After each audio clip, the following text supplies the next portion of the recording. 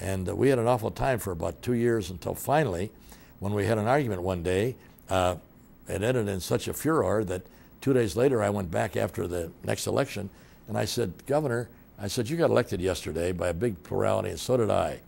I think the people of Michigan want us to work together, don't you? He said, you're right, Frank. He says, let's make peace. I said, fine, I'll get my deputy, Land Cohen, and you get your person, I think it was Bob Danhoff. Why don't they draw up some rules and procedures here that you and I can abide by? And sure enough, you did. You drew up what was known as a Peace of Lansing, and Governor Romney signed it. And after the first 2 years, for the next 4 years, we got along very well. What about the governors after Romney? After George Romney, in other words, after the first 2 stormy years, we got along very well and had no problems. And then came Governor Milliken. Milliken came from a political family. His grandfather had been a senator in the Michigan State Senate. His father had been a senator in the Michigan State Senate from Traverse City area. And there were 3 generations of Yale. His grandfather went to Yale, his father went to Yale, and Bill went to Yale. They were what they call Ripon Republicans, which was Ripon Society, which meant rather moderate, liberal, Eastern Republicans, and he was of that group. So he was very progressive. He was conservative on business matters, but on most other things, he was quite progressive. And he knew how the government worked. He'd been a senator before and been a lieutenant governor, so we didn't have the problems of explaining the relationship to the Attorney General. So Governor Milliken and I got along on a personal basis and on a legal basis very well. We never had a disagreeable word. And we worked together on the PBB crisis. That was a time when they had all the cattle in Michigan were subject to the possible disease of PBB, and many thousands of cattle did get the disease, and it was a national scandal. We didn't know what we were going to do. We had 50 to 60,000 carcasses of dead animals. What were we going to do about it? And they were going to use that politically against the governor, but he and I worked together on it.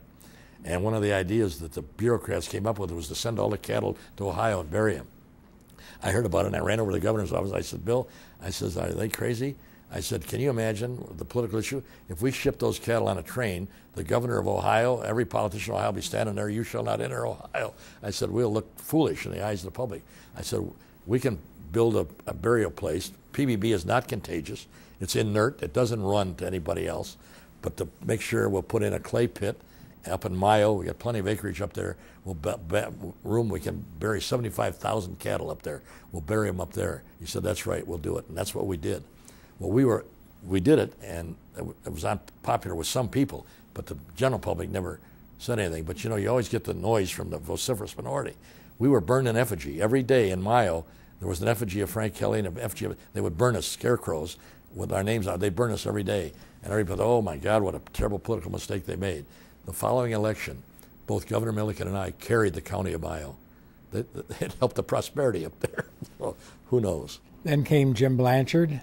And then after Milliken, we got along very well. Then came my protege.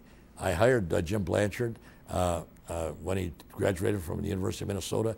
He had a job in the Secretary of State's office for a few months, aching to get on my staff. He came in and interviewed me, and I gave him a job. And he was very politically oriented, very, very quick-witted, something like you were when you were young. And I took a liking to him, and I helped develop his career. After he was with me a few years, he wanted to run for Congress. I said, it's a good idea. So I encouraged him and introduced him to various people in leadership positions in the party that would help him run in his run for Congress. So he ran for Congress down in Oakland County. I think it was Part Macomb, whatever the congressional district. But anyway, he got elected to Congress as a young man. I think he was in his 30s. He served 3 terms down there, and he made himself famous because he was very instrumental in helping the Chrysler bailout, and that got him national publicity. And based on that, after 3 terms, he ran for governor, and he became a Democratic governor and my protege. And obviously, we got along very well. And he was governor for 8 years, and got along very well. He worked in the office, so he knew how it worked. And if we had a problem, he knew that it wasn't personal. Sometimes I had to rule against him on a matter, and they'd have to correct it. But we got along very well. And then he was succeeded by John Engler, who John Engler beat him in that, when he went for a 3rd term. John Engler won, and he was an entirely different personality. John Engler was the first modern, truly conservative governor Michigan has had. He was truly a philosophical conservative, very much pro-free enterprise, in favor of diminishing government's authority, a free market type person. Those were his true beliefs, his true values. But I went to him and I told him about my experiences with these other governors, and I said, you know, we have to work at getting along with each other. I said, one thing you'll find, that if you work with me on a confidential basis, which you will, you'll never have a leak from anything that ever happened between you and the Office of Attorney General. But I dare say that within a year, in all your other departments, you're going to have leaks and problems and embarrassing moments. You'll never have one with us. And he said, fine. Well, at the end of the year, it was right. Not only had we had no problems, but we defended him on several important cases and won them for him. So at the end of a year, Governor Engler, the conservative Republican, threw a party for my staff and me, in which he personally got up and congratulated us for being one of the best departments he had in government. So even though we were contrasting philosophically, we got along on a social basis. And we didn't always agree. For example, he tried to get a bill passed to have to have your picture on a license in order to get to vote. And I said, this smacks of poll tax and a return to the pre-Civil War days. I said, come on. And I publicly blasted it, and I said it was unconstitutional. So we didn't always agree on things, but it was never personal. There were many major events in the nation and the state that occurred during your tenure as Attorney General. The riots in Detroit in 1967. What role did you play in that? Well, the Attorney General, as the chief lawyer for the state, whenever you're going to declare when the governor wants to declare an emergency and call out the National Guard, the papers have to be drafted. It's the Attorney General who drafts the papers for emergency for the governor. So I had to draft all the papers for the emergency for the governor.